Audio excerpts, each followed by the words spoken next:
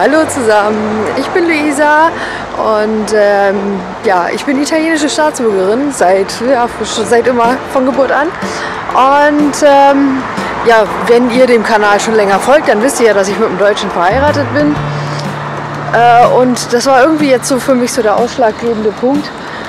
Deutscher Mann, deutsche Kinder, irgendwie finde ich jetzt so nach 33 Jahren ist ein guter Zeitpunkt, um auch Deutsche zu werden. Da aber meine Eltern keine deutsche Staatsbürgerschaft haben und nie hatten, muss ich sozusagen die Einbürgerung beantragen. Und dazu gibt es schon 2 Videos. Das ist ja nämlich eine ziemlich lange Story. Die verlinke ich euch mal hier oben. Könnt ihr euch angucken. Und ja, ich habe ganz viele Nachfragen gekriegt, was der Stand der Dinge ist. Ob ich nicht einen 3. Teil drehen kann. Und das ist jetzt der offizielle 3. Teil. Der Stand der Dinge ist wie folgt.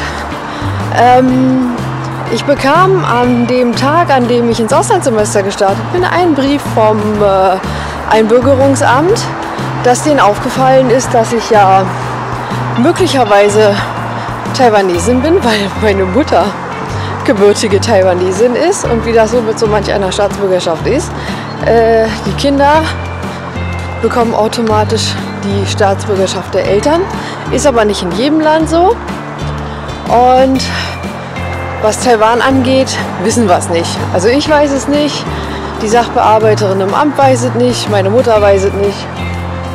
Ja, und deswegen hat man mich aufgefordert herauszufinden, ob ich neben der italienischen auch die taiwanesische Staatsbürgerschaft habe, weil das deutsche Einbürgerungsgesetz besagt, dass man zwar mehrere EU-Staatsbürgerschaften haben kann und auch behalten darf, aber wenn man eine deutsche beantragt, alle Nicht-EU-Staatsbürgerschaften ablegen muss. In manchen Ländern passiert das dann automatisch, wie China oder keine Ahnung. Da muss man gar nichts weiter machen, man wird einfach Deutsch und verliert automatisch die andere damit. Dann gibt es eben Länder, die lassen einen nicht raus. Die sagen, es ist mir doch scheißegal, was du für Staatsbürgerschaften hast. Einmal Thai, immer Thai oder so. Ja, und dann gibt es Länder, bei denen man die Staatsbürgerschaft ganz offiziell ablegen muss. Also man muss dann zur Botschaft gehen und sagen, so, ich will keine Taiwanesin mehr sein, weil ich jetzt Deutsche sein will. Und dann kriegt man von denen Schriebs und dann muss man das praktisch dem Einbürgerungsamt vorzeigen. Und dann sagen die alle klar und dann wird man deutsch. Ja, in meinem Fall ist halt das Spannende, dass ich ja gar nicht weiß, ob ich die taiwanesische Staatsbürgerschaft habe. Internetrecherchen haben auch nicht so viel gebracht. Da gab es viele verschiedene Informationen darüber, seit wann von wem Staatsbürgerschaften sozusagen vererbt werden. Und es ist halt einfach nicht so ganz eindeutig, wie der Fall jetzt bei mir gelegen ist, da es ganz lange das Gesetz in Taiwan eben gab, dass zwar Staatsbürgerschaften vererbt werden können, aber nur von Männern. Und dann in meinem Fall ja meine Mutter die Taiwanesin ist, müsste das also eigentlich heißen, dass ich keine Taiwanesin bin. Aber die Gesetze wurden zwischendurch immer mal wieder geändert. Und jetzt kommt der Höhepunkt überhaupt. Taiwan ist aus deutscher Sicht überhaupt gar kein eigenständiger Staat. Das heißt, eigentlich kann es aus deutscher Sicht die taiwanesische Staatsbürgerschaft gar nicht geben. Aber naja, wir leben in einem bürokratischen Land. Und ja, sorry, dass ich so keuche, aber laufen und reden und die Kamera halten ist irgendwie gerade anstrengend. Ja, jedenfalls ist heute der Tag der Tage. Ich bin gerade auf dem Weg und treffe mich gleich mit meinem Mann. Und dann fahren wir zu meiner Mutter und schnappen uns ihren wahnsinnig endlos alten taiwanesischen Reisepass, den sie seit 30 Jahren nicht mehr verlängert hat. Und werden damit zur Vertretung der Stadt Taipei in Taiwan oder irgendwie so, wie die heißt. Weil eine offizielle Botschaft gibt es ja nicht, weil es das Land ja offiziell nicht gibt. Jedenfalls werden wir da hinfahren und dann mal herausfinden, ob ich jetzt Taiwanesin bin oder nicht. Und je nachdem, was rauskommt, muss ich dann entweder dem Amt hier ein Schreiben vorlegen, dass ich keine Taiwanesin bin und nie war, oder dass ich es war, jetzt aber nicht mehr bin, weil ich es abgelegt habe. Und ja, sehr lange Rede, ganz kurzer Sinn. Wenn ihr Bock habt, mit mir zur taiwanesischen Botschaft zu kommen oder zur Vertretung der Stadt Taipeh, dann bleibt doch jetzt einfach mal dran. Sanitizing cause I'm a virus. So dirty like the old Osiris. I never tiptoe when I'm on papyrus, cause my words bleed through band-aids, can't hide this. And I just get on my ride and blast off. My scheme's so Ponzi, I'm a Madoff. Weekend with Bernie, Donzi boat burning. Cigarette boat, the speeds are unearthly. Chilling in the harbor, as if I swam there. I like my health, but I still jam there. I got my jam box cut to 11, and I'm E-dub, I don't know any Evan. Unless your profession is cutting checks, in which case that name probably suits me best. So, wir sind jetzt in der Taipei-Vertretung der Bundesrepublik in Deutschland, mitten in Berlin. Und ja, es ist anscheinend noch komplizierter als befürchtet. Wir sitzen jetzt hier schon halbe Stunde oder so. Und es wird gerade geprüft, ob ich in der Republik China, wie Taiwan ja nun mal heißt, überhaupt registriert bin. Also ob die überhaupt wissen, dass ich existiere. Gesetzeslage ist wohl gerade so, dass ich qua Geburt ein Anrecht auf die chinesische Staatsbürgerschaft habe, beziehungsweise ich habe sie irgendwie. Aber um einen Pass zu kriegen, müsste ich mich erstens in Taiwan registrieren und dort mindestens ein Jahr leben und dann ganz viele Unterlagen einreichen. Und erst dann würde ich so richtig die Staatsbürgerschaft der Republik China kriegen. Und die habe ich so in jedem Fall erstmal noch nicht. Ja, und wie gesagt, ich muss halt mindestens ein Jahr da leben. Das heißt aber, dass man mir zumindest nicht ausstellen kann, dass ich sie nicht habe, da nach dem aktuellen Gesetz alle Kinder ab 1980 von taiwanesischen Staatsbürgern bzw. Staatsbürgern der Republik China ja, ebenfalls Staatsbürger der Republik China sind, selbst wenn sie keinen Reisepass haben und keine ID und nicht registriert sind da. Ich könnte jetzt, sofern ich dort registriert bin, was ziemlich lange dauert, um das herauszufinden, die Staatsbürgerschaft ablegen, ohne sie vorher richtig zu haben. Und das wird dann aber richtig kompliziert, weil ich total viele Unterlagen wohl einreichen müsste. Und dann wird der ganze Spaß nach Taiwan geschickt und geprüft und keine Ahnung, pipapo. Und das dauert dann wohl so 2-3 Monate, bis das durch ist, um eine Staatsbürgerschaft abzulegen, die ich gar nicht richtig habe. Das Problem ist halt, wie gesagt, man kann mir aber auch nicht ausstellen, dass ich sie nicht habe. Und das ist ja das, was das Einbürgerungsamt von mir aber haben will. Entweder Nachweis, dass ich sie nicht habe oder dass ich sie ablege. Was in beiden Fällen, also das eine geht einfach nicht, weil es nicht stimmt. Und das andere wäre sehr aufwendig und eigentlich den Aufwand gar nicht wert. Ja, wir sitzen jetzt hier noch eine Weile und warten, bis die mal rausgefunden haben, ob ich überhaupt registriert bin. Und wenn ich das dann bin, dann weiß ich noch nicht so genau, wie es weitergeht.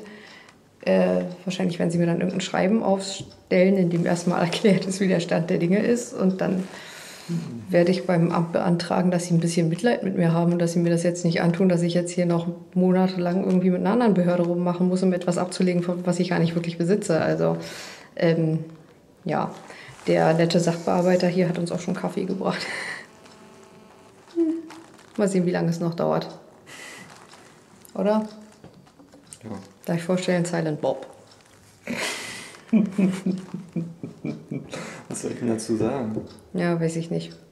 Achso, wollen wir es noch ein bisschen weiterspinnen? Also, wenn wir wollten, hätte ich ja ein gesetzliches Geburtsrecht sozusagen auf diese Staatsbürgerschaft. Dazu müsste ich halt für ein Jahr lang nach Taiwan gehen.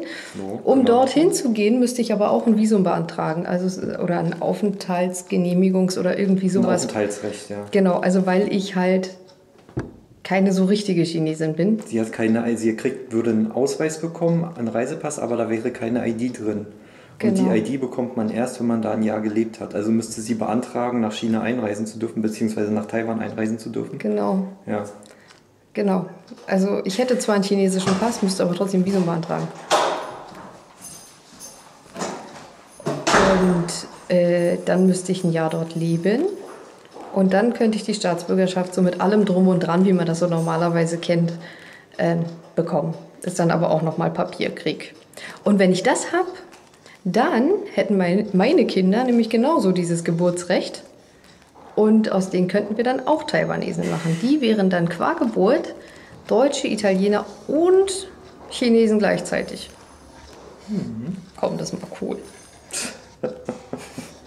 Er hat doch gesagt, wäre ich minderjährig, wäre das alles nur halb so kompliziert. Aber ich bin nun mal volljährig, also müssen wir es halt ein bisschen umständlich machen. Deswegen muss ich halt ein Jahr in Taiwan leben. Als Minderjährige muss ich das, glaube ich, nicht. Nee, aber die Kinder müssen trotzdem warten, weil du ja erstmal Taiwanesen werden musst, damit sie es dann auch werden. Aber die brauchen an sich nicht ein Jahr in Taiwan. Habe ich eigentlich schon mal erwähnt, dass Deutschland der Meinung ist, dass es die Republik China gar nicht gibt? Deswegen gibt es ja, doch, ich habe es erwähnt, deswegen gibt es halt in Deutschland auch keine Botschaft der Republik China, weil es halt die Republik China nicht gibt. Deswegen ist mir nicht so ganz klar, warum ich hier irgendwas ablegen soll, was ich erstens nicht richtig besitze, von einem Land, das es gar nicht wirklich gibt. Wie Bielefeld, die Stadt, die es auch nicht gibt. Genau. Tja. So, also der Abteilungsleiter war jetzt gerade hier. Er hat in Taiwan angerufen und sich auch nochmal rückversichert. Und es ist genauso, wie sie es vermutet haben. Also qua Gesetz bin ich chinesische Staatsbürgerin oder beziehungsweise Staatsbürgerin der Republik China, was ja nicht die Volksrepublik ist. Und die Sache ist aber, dass ich beim Ministerium in Taiwan nicht registriert bin. Das heißt, die wissen nichts von meiner Existenz und somit bin ich nicht so richtig Staatsbürgerin. Also ich hätte ein Anrecht drauf, aber ich bin es halt nicht, weil kein Mensch von mir weiß. Und also ich müsste jetzt darauf verzichten, ich müsste ein Formular ausfüllen, das komplett auf Chinesisch gehalten ist. Ich kann kein Wort Chinesisch. Kein Zeichen? Kein Zeichen, ich kann gar kein Chinesisch. Und ja, damit müsste ich dann offiziell auf meine Staatsbürgerschaft praktisch dort verzichten. Die Sache ist halt nur eben, es weiß ja kein Mensch von mir dort. Das ist also in höchstem Maße verwirrend und kompliziert. Es kam auch schon der Vorschlag, dass es vielleicht einfacher wäre, erst die Staatsbürgerschaft zu beantragen, um sie dann wieder abzulegen. Aber das ist ja mal völlig bekloppt. Und das Ganze kostet Geld und es dauert mehrere Monate. Also nur das Ablegen der Staatsbürgerschaft dauert 2 Monate und wahrscheinlich das Beantragen dauert auch noch mal so lange. Also, ja. So. Also, Termin beendet. Wir waren jetzt, wie lange da? 1 Stunde oder so? Also hat echt lange gedauert, aber die Leute waren wirklich sehr, sehr, sehr freundlich. Ja, 1 Stunde locker. Und haben uns so gut sie konnten geholfen. Der deutsche Mitarbeiter hier vor Ort ist so freundlich und setzt uns oder mir ein Schreiben auf, in dem halt die Rechtslage erklärt wird und meine spezielle Besonderheit und halt auch mit einer Erklärung dazu, dass das halt einen erhöhten Aufwand jetzt bedeuten würde, die chinesische Staatsbürgerschaft abzulegen, da ich sie ja so gar nicht richtig habe. Und wir hoffen jetzt einfach alle, dass das Amt das so akzeptiert hier in Deutschland und dass sie damit auf den Verzicht des Verzichts verzichten. Irgendwie so. Und ja, das war's von unserem heutigen Teil 3. Falls ihr, wie gesagt, die anderen beiden Teile noch nicht gesehen habt, hier sind sie nochmal verlinkt.